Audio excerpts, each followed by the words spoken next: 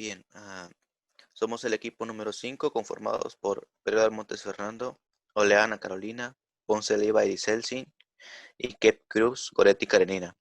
Vamos a hablar sobre la diabetes insípida.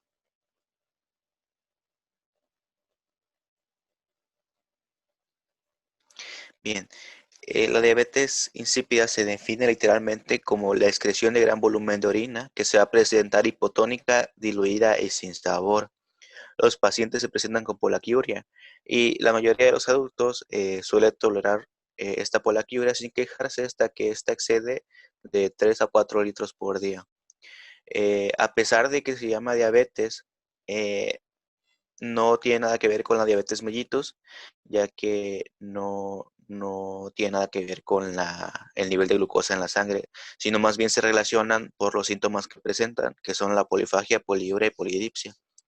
En la diabetes insípida se va a presentar lo que es se va a dar por lo que es la disminución o la falta de vasopresina o hormona tiroidiótica.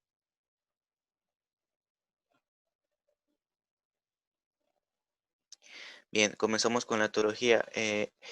La diabetes insípida se va a dividir en varios tipos.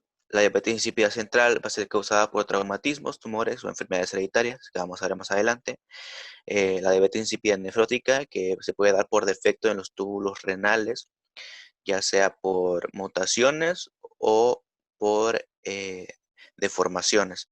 La diabetes insípida gestacional, que se va a dar por la enzima cisteína aminopeptidasa, y la polidipsia primaria, que es por beber una gran y excesiva cantidad de líquidos. ¿La que sigue, por favor? Bien, la ingestión de líquido excesivo y la excreción normal de orina, que es la polidipsia primaria, va a ser porque la persona bebe mucho líquido. Esto se puede deber a que se haya dañado lo que es el regulador de la sede en el hipotálamo, o también se relaciona a enfermedades mentales como es la esquizofrenia. La síntesis y secreción anormales en la vasopresina, que se puede dividir en anormalidades genéticas de neuronas neurohipofisiarias, como es la diabetes insípida hipotalámica familiar, o las lesiones patológicas en las neuronas neurohipofisiarias, como lo son tumores sólidos, enfermedades malignas hematológicas, traumatismo o intervención quirúrgica, enfermedades granulomatosas, infundibulohipofisitis linfocítica, hipernatremia esencial o también llamada diabetes insípida hipotalámica adípsica, y la anoxia cerebral o muerte cerebral.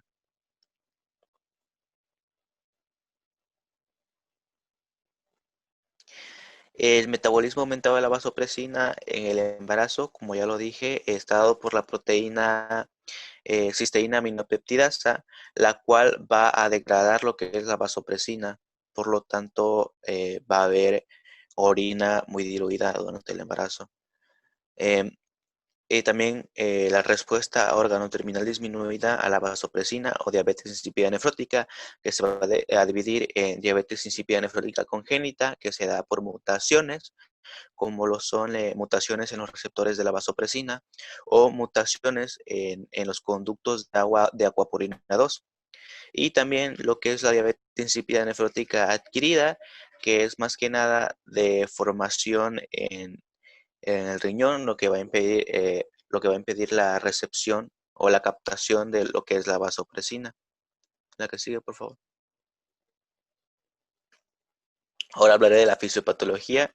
Eh, en la diabetes central insípida, la destrucción de neuronas neurohipofisiarias o mutaciones de la misma van a hacer que los niveles de, de la vasopresina sean bajos. Por lo tanto, esto va a causar que haya una disminución en la reabsorción de agua y por lo tanto va a haber mayores volúmenes de orina diluida. La polidipsia primaria, que va a hacer por ingesta de líquidos descontrolada, va a causar el mismo efecto. En la diabetes gestacional, la diabetes insípida gestacional va a hacer porque va a aumentar la degradación de la vasopresina y por lo tanto va a dar el mismo resultado, que es volúmenes grandes de orina diluida. Y la diabetes insípida nefrótica, que ya sea por mutaciones o sea por deformaciones en la estructura del riñón, como por ejemplo en infartos o cosas por el estilo, va a causar una resistencia a la vasopresina sérica en el cuerpo, lo cual nos va a dar lo que son los síntomas de la diabetes insípida. Y eso sería todo.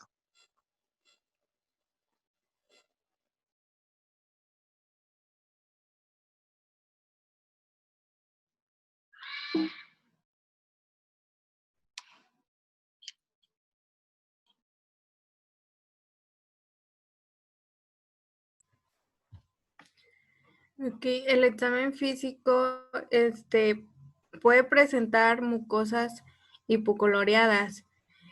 Para el examen físico en el abdomen, eh, al hacer una palpación profunda, puede que sea un poco doloroso en el flanco izquierdo. En el sistema digestivo, pues la lengua estaría depapilada. En el renal, al hacer una puñopercusión dolorosa en fosa lumbar derecha, y en el sistema nervioso sería la disminución de la agudeza visual en el ojo derecho.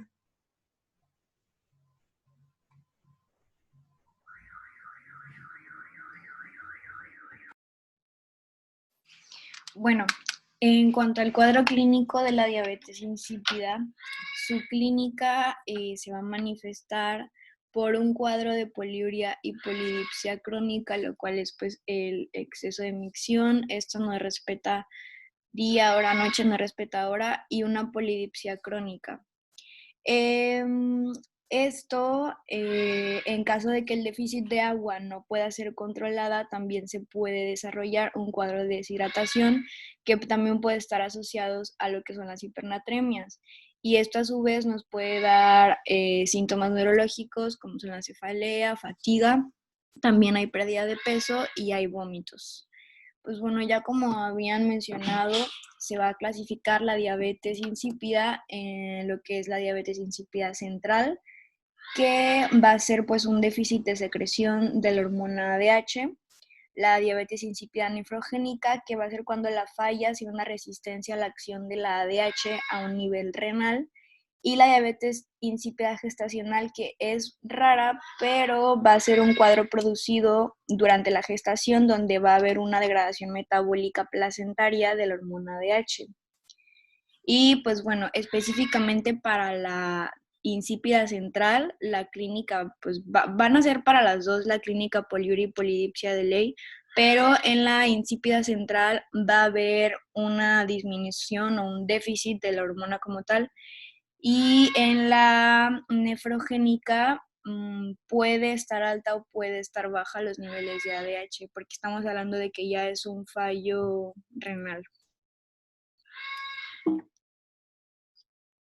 Bueno, en el método diagnóstico, el más usado, el que se usa ya sea para confirmación o de primera instancia, es el llamado test de Miller, en donde vamos a primero aplicar, va a ser en dos fases. La primera va a ser una restricción hídrica, en lo cual vamos a restringirle pues los líquidos al paciente, puede ser por 3, 4, 8, hasta 12, 18 horas, dependiendo cuál sea el caso.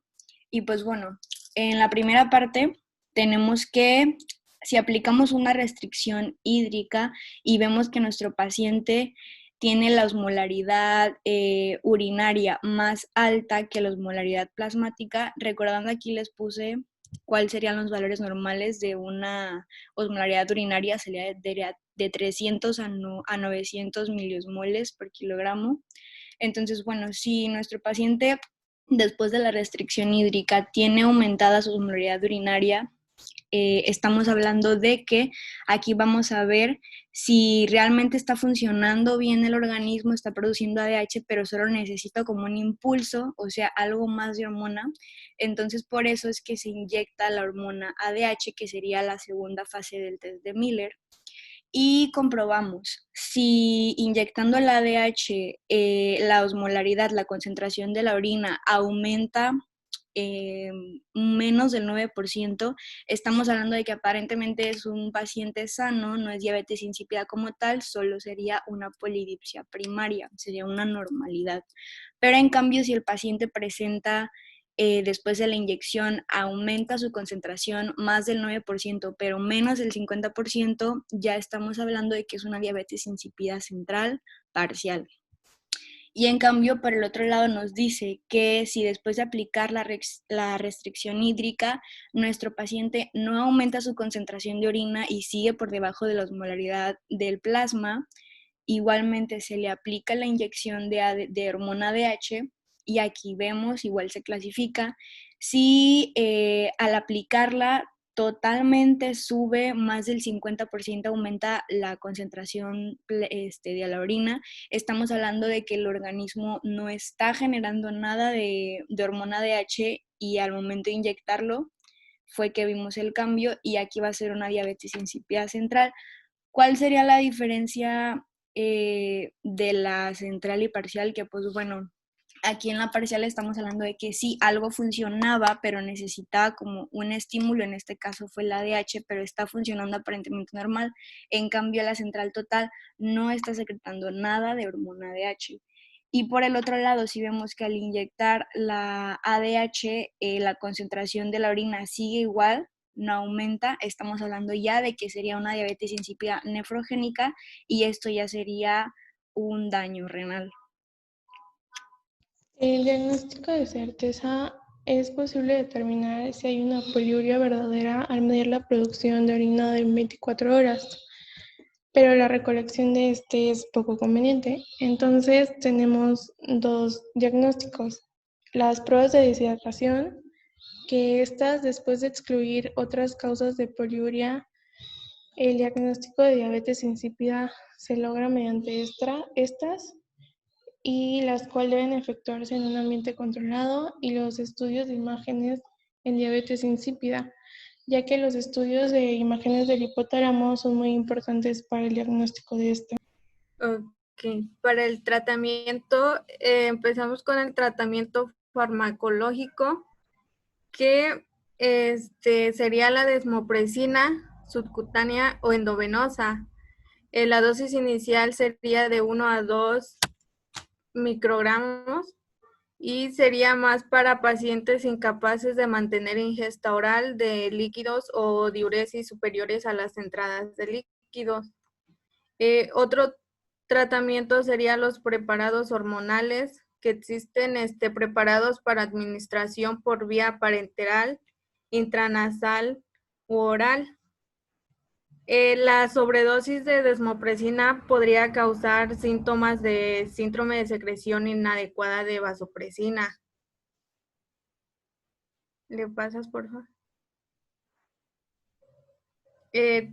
Los tratamientos no medicamentosos sería primero la diatermia o radioterapia antiinflamatoria. La segunda sería la dieta de restricción de proteínas y sodio. Otro serían las drogas antitiroideas para inducir un hipotiroidismo. Y el último sería el tratamiento quirúrgico en la diabetes insípida secundaria, por ejemplo, el injerto e implantación de hipófisis y la tiroidectomía. ¿Le pasas? Gracias. El pronóstico depende de la etiología de la diabetes insípida. Por ejemplo, si es tumor, traumatismo, metástasis, inflamación, la enfermedad no tratada no constituye un peligro para la vida si el paciente ingiere una cantidad adecuada de fluidos.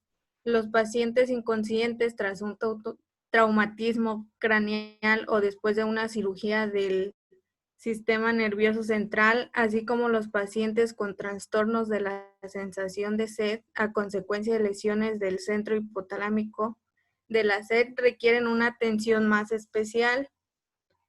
El tratamiento de restitución de la diabetes insípida y todo esto permite realizar una vida normal.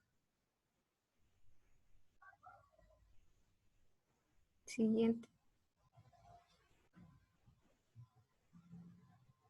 En el caso clínico, presentamos a una mujer de 38 años, primigesta, de 32 semanas, que ingresa a endocrinología para estudio por poliuria y polidipsia.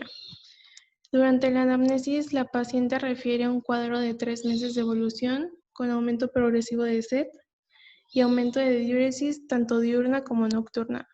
En los días previos asoció mareos, náuseas, debilidad generalizada y pérdida de 4 kilogramos de peso. Se solicitó un estudio hormonal, así como glucemia y hemoglobina glicosilada, descartando patologías a dichos niveles.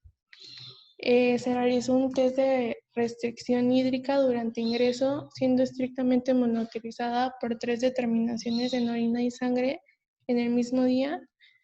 Y ante la sospecha de diabetes insípida gestacional, se inició un tratamiento empírico con desmopresina 10 miligramos por noche vía nasal.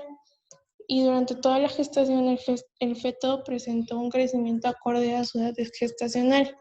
Y en la semana 34 se requirió un aumento de dosis 10 miligramos cada 12 horas debido a un nuevo descenso en la osmolalidad en orina. El ARTA persistió con la necesidad de 10 miligramos de desmopresina cada 24 horas. Esta necesidad se mantuvo durante 3 semanas por persistencia de diuresis nocturna de más de 3 litros. Y aquí podemos notar los parámetros analíticos, donde previo al diagnóstico de tratamiento notamos la osmolalidad en suero de 270 miliosmoles por kilogramo, en orina de 385 y en natremia de 136 mil equivalentes por litro. Y en la semana de tratamiento notamos que ya estaban entre los rangos normales. En el suero, una osmolalidad de 286 miliosmoles por kilogramo, en orina de 730 y la natremia de 144 mil equivalentes por litro.